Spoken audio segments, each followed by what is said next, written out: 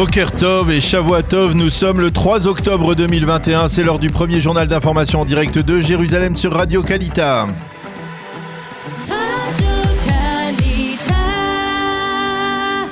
Direction nos studios à Jérusalem avec notre correspondant Daniel Haïk. Daniel, bonjour. Nous sommes le 3 octobre aujourd'hui, un dimanche, et en Israël, c'est la fameuse date fixée pour l'entrée en vigueur du nouveau passeport vert. Et oui, effectivement, Cyrielle, la campagne de protection contre le Covid-19 prend ce matin un nouveau tournant en Israël. Le nouveau passeport vert est entré en vigueur depuis la nuit dernière à minuit et seuls les Israéliens qui se sont fait administrer le troisième vaccin, le fameux booster, ou qui ont reçu la seconde dose il y a moins de 6 mois, pourront recevoir ce nouveau passe vert. Ce passeport leur sera réclamé à l'entrée des restaurants, des salles de spectacle ou de cinéma et des salles de fête. 2 millions d'Israéliens qui n'ont pas reçu le booster ne pourront pas le recevoir tant qu'ils ne se seront pas fait vacciner. Les Israéliens qui pourront en bénéficier devront le faire descendre d'une application officielle du ministère de la Santé. Et ce tournant intervient alors que la baisse de la courbe de hausse en matière de contamination se poursuit et même s'accentue. Oui, effectivement, le nombre de malades graves continue à baisser. On en recense 587 aujourd'hui, soit une baisse de 100 malades en une semaine. Il y a actuellement 200 malades placés sous respirateur artificiel dans les hôpitaux israéliens. 3585 nouveaux cas ont été décomptés hier avec un taux de positivité également en baisse de 3,1%. Selon les données du ministère de la Santé, plus de 70% des malades graves n'ont pas été vaccinés. Seuls 7% de ces malades graves ont reçu les 3 doses du vaccin.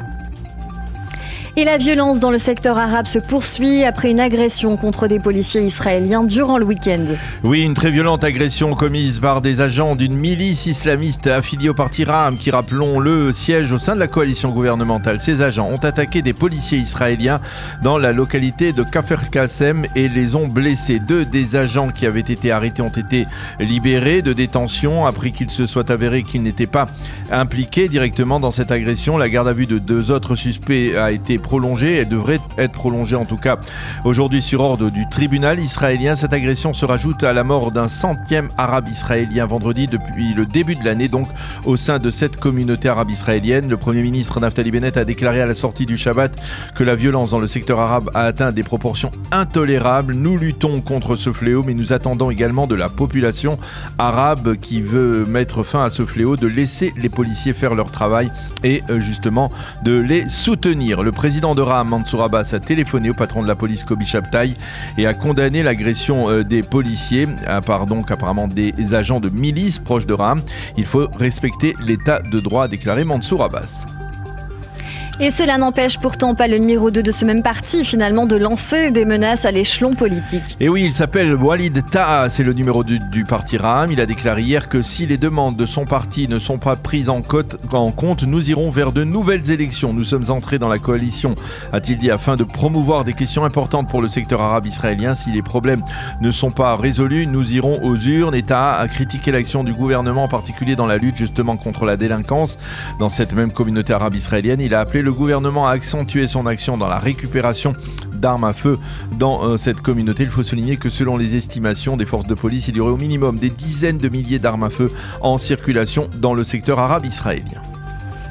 Oui, restons dans ce secteur arabe et plus précisément dans la ville où El Fam, où la police a démoli un mur du souvenir très particulier. Oui, il s'agit de la localité d'Oum El-Fachem qui est la capitale arabe de la Galilée, du triangle de Galilée. Dans cette ville, se trouve un mur qui glorifiait les terroristes palestiniens qui avaient tué le 14 juillet 2017 2 policiers israéliens, dont un policier druze, Kamil Shahanan, sur l'esplanade du mont du Temple. Ce mur est en fait une fresque peinte à la gloire de ces 2 terroristes. Et c'est le père de Kamil Shahanan, l'ancien député druze Shakib Shahanan, qui avait alerté le Premier ministre Naftali Bennett sur l'existence de cette fresque qui a donc été détruite hier soir par les forces de police.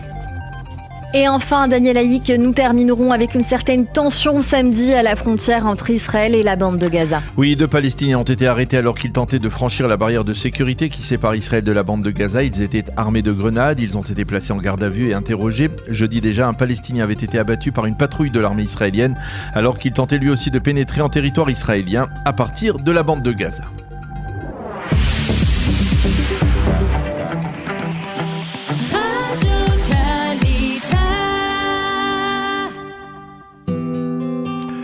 La météo pour clôturer ce premier journal d'information. Le temps sera toujours partiellement nuageux comme il l'est depuis quelques jours en Israël, quasiment depuis la fin des fêtes de Tishri, avec des températures en baisse. Il fera aujourd'hui 24 degrés à Jérusalem, 27 à Tel Aviv et 34 degrés à Eilat.